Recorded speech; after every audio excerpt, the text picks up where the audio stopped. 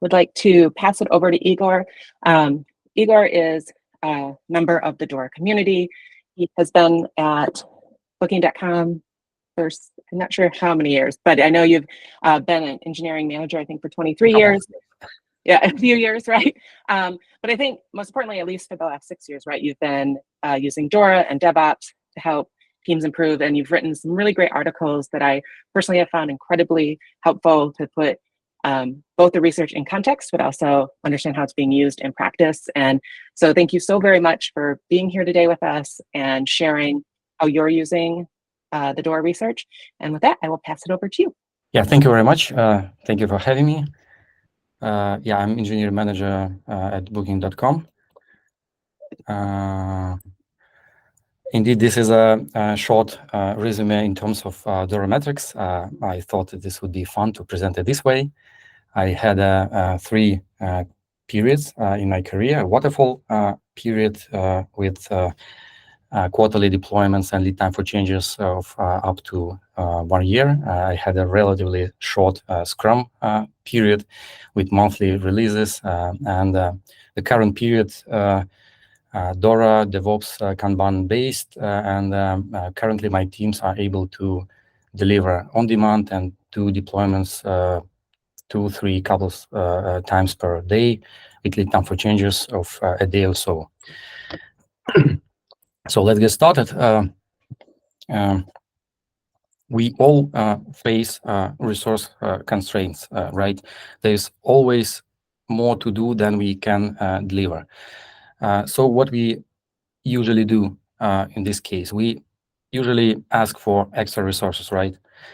And imagine this is my dream budgeting meeting, and imagine that you've just got the budget to double your team. This probably sounds amazing, and now you can deliver everything that your stakeholders ever wanted from you. You can now fix all the defects. You can clean up all the technical debt. Can we? To be honest, I don't think so. First of all, we need to hire and onboard all those new engineers, and this is not an easy task. They will need to learn our product domain. They will need to dive into our specific technology stack, get familiar with our tools. Plus, there's significant communication and coordination overhead with a larger team. So probably you may also need to deal with underperformance or stuff like that. So trust me, doubling the team won't double your delivery. Think about it. Somehow something brought you to the state where you are not able to keep up with all the tasks that you have. What if the root cause is not the lack of resources, but actually your way of working, the process? What if after adding extra resources and, for example, in a year, you find that all you've gained is just more technical debt accumulating even faster? So instead of just adding more resources, I would suggest that we should focus on improving our processes first. I believe that this is where lies the huge potential for improvements. So let me tell you about one team at Booking.com that was able to improve its delivery performance twofold within a year without any significant changes in resources. So the team in March, deployment frequency was about 20 deployments per month, and the lead time for changes was around 30 hours. And by implementing a series of improvements, the team was able, by the end of the year, to improve deployment frequency to more than 40 deployments per month, and the lead time for changes to less than 15. What's important to add is that the team was able to do that without sacrificing quality. The team has chosen to focus on availability SLOs and number of open defects as countermetrics, and you can see that the quality didn't degrade. A few words about the team, also to set the scene. So the team was formed in mid-2022, and it took over ownership of several services, several pages of our internal partner-facing portal.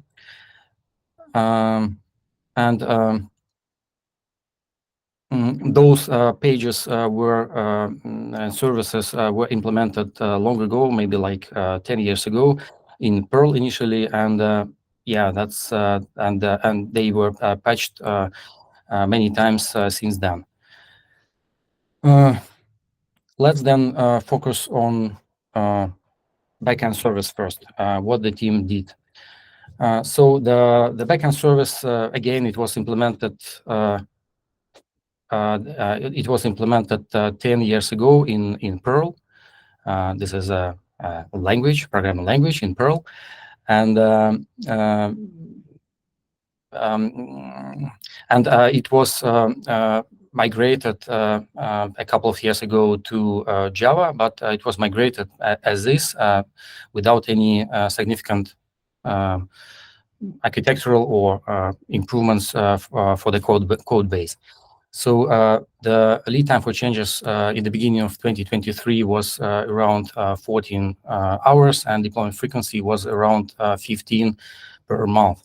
So the main problem with this service was its code base. Actually, every defect that we faced took days or even weeks to diagnose and to understand how to fix it and how to roll it out to production. Actually, the developers didn't want to touch the code because of fear that anything can break.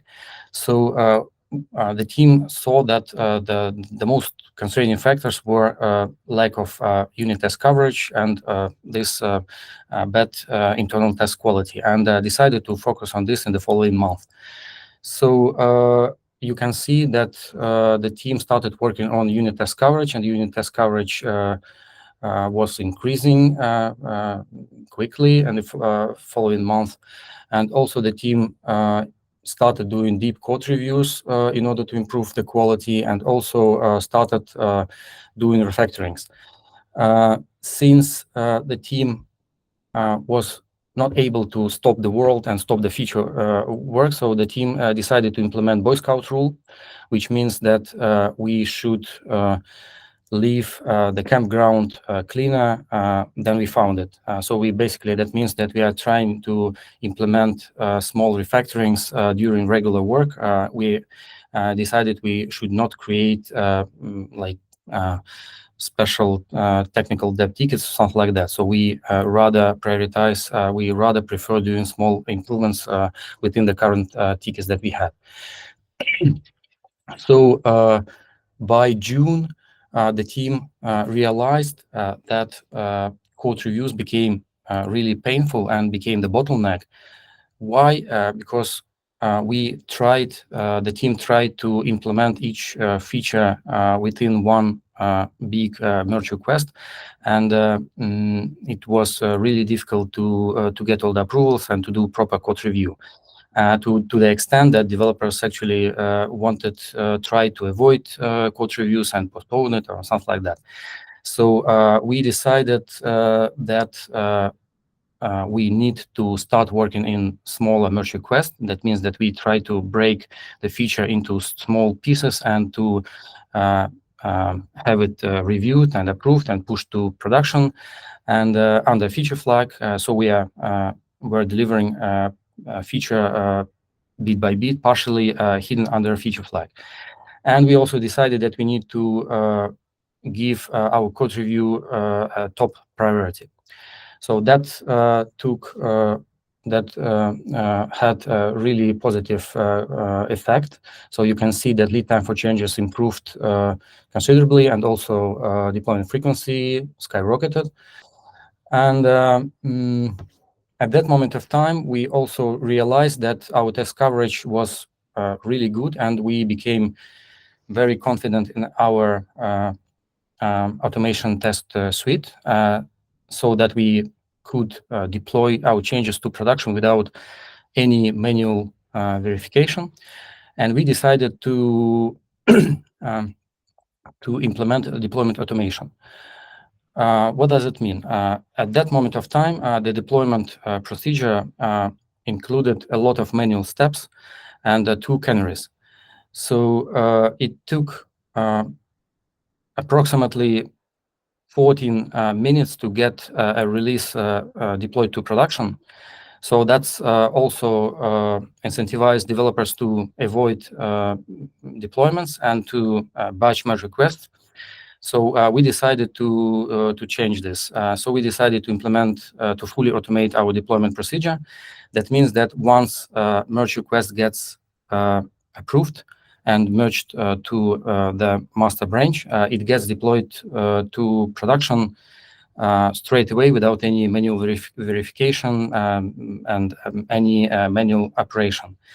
So that change looked quite adventurous, I must confess, and a lot of people were telling us, "Hey, you are crazy. Nobody is doing that. It's risky, etc." So, but we still felt that we had a decent safety net with our unit test coverage and the observability tooling that we have in our company. And we decided to give it a try. So we implemented this procedure. And after all, if anything would go wrong, then we can always switch back to our old deployment procedure. And but it worked really well. In August, we saw that lead time for changes improved even more, and also deployment frequency also improved considerably. So this was it for the backend service. What about the UI pages that we had? Again, UI pages were implemented also a long time ago in Perl as part of the monolith application. At that moment of time, that this was definitely a really good approach, but now tens of teams were contributing to the monolith, and deployment procedure, for example, became quite painful. On average, it took like 2 days to roll out a release to production, and the lead time for changes was about 3 days, being not a really good developer experience. I would say it was pretty bad. And we try to understand what we can do about it, and we decided that actually we can do nothing and except just migrate out of the monolith. And luckily, in our company, platform team already developed some best practices and recommendation for that. And the best practice was to migrate to micro frontend. We already had some tooling available, documentation, support from the platform team. So we initiated this process, and it took us quite a while. So we started, I don't know, maybe in April, and somewhere in August, September, we rolled out several pages to made them live. And you can see that for MFE application, the lead time for changes is much better than for monolith application. And by the end of the year, so the lead time for changes became less than 1 day. And deployment frequency also better. However, at this moment of time, the deployment frequency for front-end application was not fully automated. So it still required kind of 40 minutes of deployment, but this is something that we changed this year, basically. So anyway, this is what we did with the front-end service. So that's basically it. All those things combined resulted in a twofold improvement of deployment in DORA metrics. So, but you can say that, hey, okay, this is all about the output. What about the outcomes? What really changed? What impact did you produce, or say any new behavior?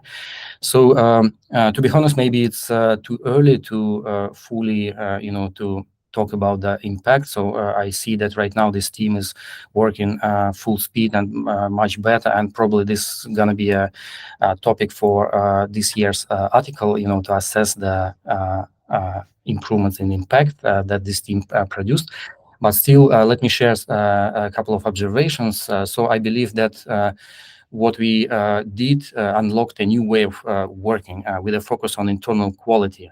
So as an example, if a software engineer browse through the code and sees some code smell, for example, like name of the function is really not reflecting the intent, then he can just change it and push it to production without creating a technical debt ticket and managing it. So it also enabled us to, since we are working in a very small merge request and we are delivering features, delivering functionality in very small features and also partially hidden under feature flag, we can always enable, disable for different kinds of people. So it also enables us experimentation, and we can now validate most important decisions without batching them with other lower priority ones. So it's basically about the faster feedback loops from partners. We also experience less management overhead. So, for example, again, if a developer works on some ticket, some feature, and has a question to UX designer, they can sit together and they can basically do some changes on the fly without lots of paperwork, without creating tickets, writing documents, etc. And another recent example, we also had, we recently implemented a feature and we gathered a UAT session with lots of stakeholders. It was really difficult to get all those people. And we went through the scenarios and we saw that for several scenarios, we forgot about them. We implemented slightly in an incorrect way. On something new requirement popped up, and we in that moment of time we were able to just fix it right away without scheduling new sessions. So that was also quite interesting observation. And of course, better quality. So if previously we needed to, if we had a defect or a critical defect, then we needed to not only fix it, but also negotiate with platform team or even stakeholders how to deliver this fix, what release it should be or maybe we should create a hot fix, something like that. So now all those defects gets handled by developer on support without even me looking at it as engineer manager. So they do it themselves. They can see, once they see the defect, then usually they can diagnose, and they usually can fix it right away and push it to production without any coordination, difficult coordination, stuff like that. And finally, it's just cool. It's much more satisfying to see the results of your work in a matter of hours rather than weeks or months or something like that. And finally, so here are the key takeaways. So I believe that we should always try to improve the process first instead of asking for extra resources. I believe that here lies the biggest potential to improve. We can use DORA metrics as a guide. DORA metrics allows us to objectively find and effectively find bottlenecks, most constraining factors. And you find the most constraining factors, you improve them, and repeat. This is the cycle. As a result, you may expect the following outcomes: faster change due to better internal quality, better services due to faster feedback loops, lower management overhead. And this is all can be done without stopping the feature work. And a lot of improvements are that simple. It's just a matter of changing of a few policies or agreements. Of course, some of them require some more difficult changes, but usually you can do it in parallel. And by the way, I think that this is a recommended way, in my opinion, rather than to initiate an improvement project and managing it explicitly. So that's it from my side. Thank you.